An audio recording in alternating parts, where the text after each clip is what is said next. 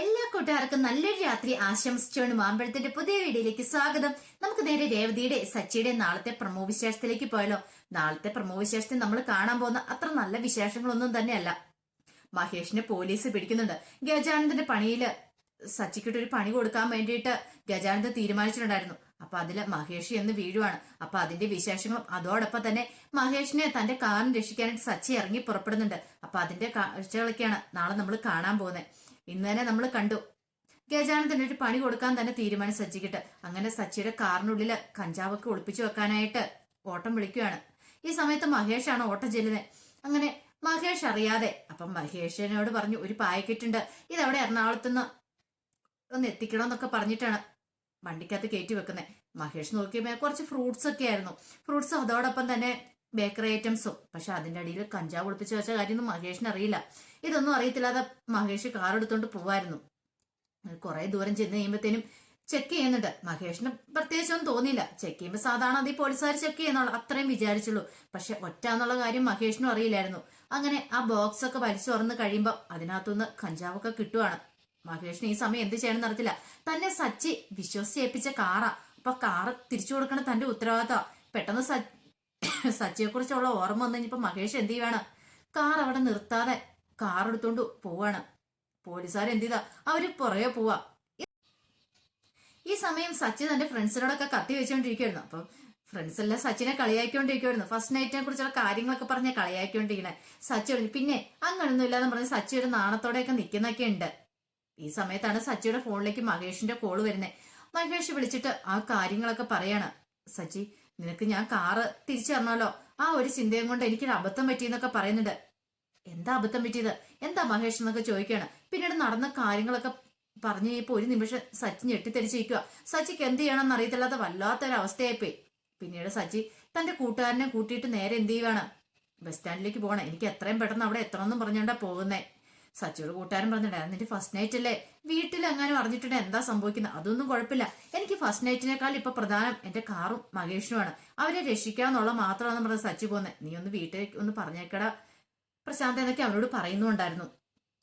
ഈ സമയത്ത് രേവതി ഭയങ്കര സന്തോഷത്തിലായിരുന്നു. അപ്പൊ രേവതിയുടെ അടുത്തേക്ക് കലാവതി മുത്തശ്ശി വന്നിട്ട് പറഞ്ഞു, അല്ല മോളെ, നീ നിന്റെ വീട്ടിലേക്ക് വിളിച്ചു പറഞ്ഞോ, ഇന്ന് ശാന്തി മുഹൂർത്തം വന്ന കാര്യങ്ങളൊക്കെ പറഞ്ഞു നിൽക്കും. ഇല്ല, പറഞ്ഞില്ല അച്ഛമ്മയെന്ന് പറയണ. അന്നൊരു കാര്യം ചെയ്യ, അമ്മയെ ഒന്ന് ഫോൺ ചെയ്യ, വിളിച്ച് വിവരങ്ങളൊക്കെ പറയാണ്. അങ്ങനെ ലക്ഷ്മിയമ്മയുടെ ഫോണിലേക്ക് രേവതി വിളിക്കുന്നുണ്ട്. വിളിച്ചു കഴിഞ്ഞപ്പോ ലക്ഷ്മിയമ്മ ചോദിച്ചു, നീ എന്താ രേവതി, വിളിച്ചു പോലും ഇല്ലോ, നിനക്ക് കാലിന് വയ്യാണ്ടായെന്ന് പറഞ്ഞിട്ട് നീ എന്നാ ഒന്നും വിളിക്കാതിരുന്നേ, ഇപ്പൊ എന്താ പറ്റിയെന്നൊക്കെ ചോദിക്കുകയാണ്. ഒരു കുഴപ്പമില്ലമ്മേ, കാലൊക്കെ ഓക്കെ എന്ന് പറയും. പിന്നീട് കുളത്തിൽ പോയ കാര്യങ്ങളൊക്കെ പറയണം. ഇത് കേട്ട ലക്ഷ്മിയമ്മ ചോദിച്ചു, നീ എവിടെ നോക്കി നടക്കുന്നേ, എന്റെ ദൈവം എന്തേലും സംഭവിച്ചു പോയായിരുന്നെങ്കിലോ എന്നൊക്കെ വെച്ച് ലക്ഷ്മിയമ്മയ്ക്ക് വല്ലാത്ത വിഷമവും വെപ്രാളവും ഒക്കെ ആയിപ്പോയി. അമ്മ സങ്കടപ്പെടേണ്ടെന്ന് ആവശ്യമില്ല, ആ സമയത്ത് സച്ചേട്ടൻ വന്നെന്നെ രക്ഷിച്ചു, എനിക്ക് ഒരു കുഴപ്പവും സംഭവിച്ചില്ലോ, പിന്നെ അമ്മ എന്തിനാ ഇപ്പൊ സങ്കടപ്പെടുന്നേ, നടക്കേണ്ട കാര്യങ്ങളൊക്കെ നടന്നില്ലേ എന്ന് ചോദിക്കുകയാണ്. നിനക്ക് ഒരു നോട്ടമില്ല, എനിക്ക് പേടിയാ, നീ ഒരു കാര്യം ചെയ്യ, എത്രയും പെട്ടെന്ന് ഇങ്ങോട്ട് തിരിച്ചു പോരെ, ഇവിടെയാണ് പിന്നെ ഇങ്ങനെ ടെൻഷൻ അടിക്കേണ്ട ആവശ്യമില്ല, എനിക്ക് നിന്നെ വന്ന് കാണുമെങ്കിലും ചെയ്യാലോ, ഇത്ര ദൂരത്തേക്ക് ഞാൻ എങ്ങനെയാ വരുന്നേ, എനിക്ക് നീ അവിടെ വന്നിട്ടുണ്ടെങ്കിൽ ഇനിയിപ്പോ ടെൻഷൻ ആയിരിക്കും എന്ന് പറയാം. അതൊന്നും ഓർത്ത് വിഷമിക്കണ്ട, പിന്നെ വേറൊരു കാര്യം പറയാൻ വേണ്ടി ഞാൻ വിളിച്ചതെന്ന് പറയണേ. എന്താ, അതെ, എന്നോട് ശാന്തി മുഹൂർത്തം കുറിപ്പിച്ചേക്കുവന്ന്. ശാന്തി മുഹൂർത്തോ, അപ്പൊ അവരുടെ മനസ്സ് നേരത്തെ ഒന്ന് ശാന്തി മുഹൂർത്തം കഴിഞ്ഞതാണല്ലോ. പിന്നീട് അച്ഛമ്മ ശാന്തി മുഹൂർത്തം കുറിപ്പിച്ച കാര്യമൊക്കെ പറയണം. ഇത് കേട്ടോണ്ട് ദേവു ഒരുങ്ങി നിൽക്കുന്നുണ്ടായിരുന്നു. പെട്ടെന്ന് ദേവുവിനെ അങ്ങോട്ട് ഓടിച്ചുവിടുക, നീ അപ്പുറത്തേക്ക് പൊക്കേന്നൊക്കെ പറഞ്ഞോണ്ട് ദേവു പറഞ്ഞു, പിന്നെ ഞാൻ ആ കുഞ്ഞു കൊച്ചൊന്നുമല്ല, ഞാനിപ്പോ വലിയ കൊച്ച, എനിക്കും കാര്യങ്ങളൊക്കെ അറിയാന്ന് പറയാണ്. ലക്ഷ്മിയമ്മ എന്നോട് ചോദിക്കുന്നുണ്ട്, സച്ചി വല്ല എതിർപ്പും പറഞ്ഞോ മോളെ, എങ്ങനെയാന്നൊക്കെ. ഒരു കുഴപ്പമൊന്നുമില്ല, സച്ചി പുറത്തേക്ക് പോയാ കുറച്ച് കഴിയുമ്പോൾ വരുമെന്നൊക്കെ പറയാ ഫ്രണ്ട്സിനോടൊപ്പം. ഇവിടെ വന്നേ പിന്നെ നല്ല മാറ്റം ഉണ്ടമ്മേ, അച്ഛമ്മയുടെ അടുത്ത് സച്ചിയുടെ ഒരു കളിയും നടക്കില്ല എന്നൊക്കെ പറയാ. ഇത് കേട്ട ലക്ഷ്മി അമ്മയ്ക്കും ഭയങ്കര സന്തോഷമാവുന്നുണ്ട്. പിന്നീട് സച്ചിക്ക് വേണ്ടി എല്ലാരും വെയിറ്റ് ചെയ്തിരിക്കുക. ഈ സമയത്ത് ഓരോ സൊറയൊക്കെ പറഞ്ഞിട്ട് കൂടെ കലാവതി മുത്തശ്ശിയുടെ ഫ്രണ്ട്സും ഇരിക്കുന്നു. അവര് ഓരോ കാര്യങ്ങളൊക്കെ പറയും. ഇതെല്ലാം കേട്ട് ഇപ്പം രേവതിക്ക് സന്തോഷമായി. പക്ഷെ അങ്ങനെ പാതിരാത്രിയായി കഴിഞ്ഞിട്ടും സച്ചിനെ കാണുന്നില്ല.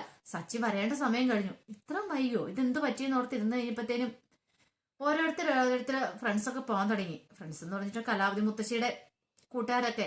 കാരണം കുറെ രാത്രി കഴിഞ്ഞപ്പോൾ അവർ പറഞ്ഞ് വീട്ടിലേക്ക് പോകണം, ഭർത്താവിന് ചോറെടുത്ത് കൊടുക്കണം, അല്ലെങ്കിൽ ഇനി കാണാതിരുന്നിട്ടുണ്ടെങ്കിൽ അവരന്വേഷിക്കും, വീട്ടുകാരന്വേഷിക്കും എന്നൊക്കെ പറഞ്ഞ് പോയി. ഇനിയിപ്പോ സച്ചി വന്നു കഴിയുമ്പോൾ ഞങ്ങളെ വിളിച്ചാരെ, ഞങ്ങൾ വരാന്നൊക്കെ പറഞ്ഞിട്ട് അവര് പോണത്. പാറൂമ്മയ്ക്കും കലാവതി മുത്തശ്ശിക്കും രേവതിക്കും വല്ലാത്ത സങ്കടമായി. സച്ചി എവിടെ പോയെന്ന് അറിയത്തില്ല. സച്ചിനെ ഫോണിൽ വിളിച്ചിട്ട് കിട്ടണമില്ല. ആകെപ്പാടെ വിഷമമായിപ്പോയി. രേവതി അപ്പൊ തന്റെ സങ്കടങ്ങളൊക്കെ മുത്തശ്ശിയോട് പറയുകയും ചെയ്തു. ഞാൻ ഇതൊക്കെ പ്രതീക്ഷിച്ച അച്ചമ്മയ്ക്കറിയാവോ, അവർക്ക് എന്നെ ഇഷ്ടമില്ല, അതുകൊണ്ടായിരിക്കും വരാത്തെ. മനഃപൂർവ്വം വരാതിരിക്കുന്നതായിരിക്കും. എങ്ങോട്ടേലും പോയി കാണും, അല്ലെങ്കിൽ എവിടെയെങ്കിലും മദ്യപിച്ചുകൊണ്ടിരിക്കുന്നതായിരിക്കും. ഇതൊക്കെ എനിക്കറിയാം. പക്ഷെ വേണ്ടായിരുന്നു, ഇതിന്റെ ഒന്നും ആവശ്യമില്ലായിരുന്നു. വെറുതെ അച്ചമ്മ എന്തിനാ ഇത്രയും പൈസ മുടക്കി പൂ വാങ്ങിച്ചതും അലങ്കാരങ്ങളും ഫ്രൂട്ട്സും സ്വീറ്റ്സും എല്ലാം വാങ്ങിച്ചു. വല്ലാത്ത പ്രതീക്ഷയായിരുന്നല്ലോ. അച്ഛൻ പറഞ്ഞു, അവന് എന്തേലും സംഭവിച്ചു കാണാമല്ലോ. അവന് ഒരിക്കൽ പോലും അങ്ങനെ ചെയ്യുന്ന ആളല്ല. എന്നോടൊരു വാക്ക് പറഞ്ഞിട്ടുണ്ടെങ്കിൽ അവൻ ആ വാക്ക് പാലിക്കും എന്ന് പറയണം. രേവതി പറഞ്ഞു, അച്ഛമ്മ ഒന്നും പ്രതീക്ഷിച്ചിരിക്കണ്ട.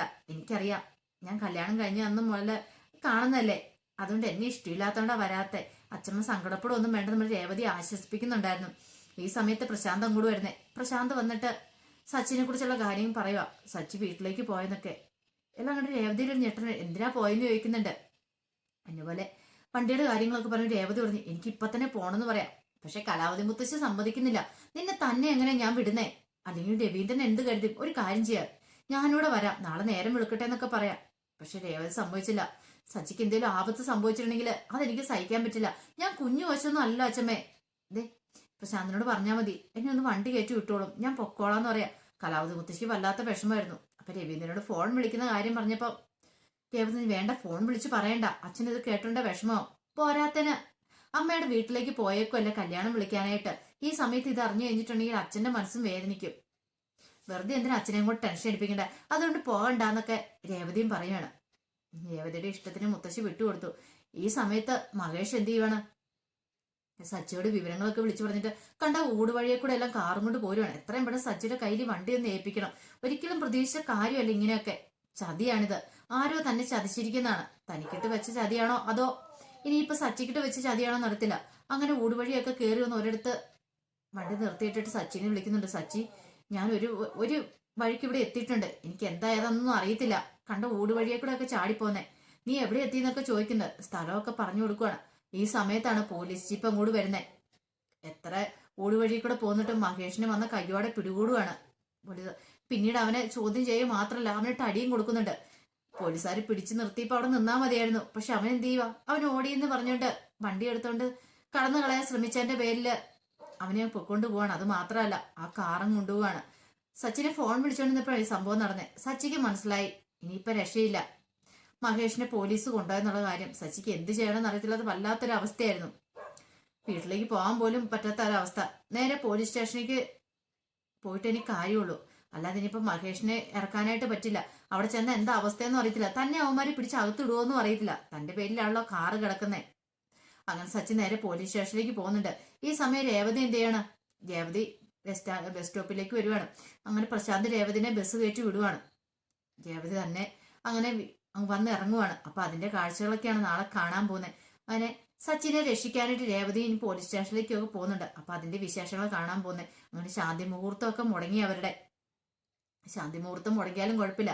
രേവതിയുടെ ഉള്ളിൽ ഒരേ ഒരു ചിന്ത മാത്രമേ ഉള്ളായിരുന്നു, സച്ചിനെ രക്ഷിക്കണം. സച്ചി അങ്ങോട്ട് പോയിട്ടുണ്ടെങ്കിൽ ചിലപ്പോൾ ഏതെങ്കിലും ആപത്തിലേക്കായിരിക്കും ചെന്ന് ചാടുന്നേ. അതൊരു കാരണവശാലും അനുവദിച്ചു കൂടെ നിർത്തോണ്ട രേവതി പോരുന്ന തന്നെ. അപ്പൊ അതിന്റെ വിശേഷമൊക്കെ നമുക്ക് എല്ലാവർക്കും കാത്തിരിക്കാം കേട്ടോ. ആദ്യമായിട്ട് കാണുന്നവരാണെങ്കിൽ ചാനൽ ഇഷ്ടപ്പെട്ട ഒന്ന് സബ്സ്ക്രൈബ് ചെയ്യാൻ മറക്കരുതേ. അതോടൊപ്പം തന്നെ കണ്ടുകൊണ്ടിരിക്കുന്ന എല്ലാവരുടെ സപ്പോർട്ടിലേക്കും തുടർന്നും പ്രതീക്ഷിച്ചുകൊണ്ട് എല്ലാവർക്കും ഒരിക്കൽ കൂടി നല്ലൊരു രാത്രി ആശംസിച്ചുകൊണ്ട് നിർത്തുന്നു. നന്ദി.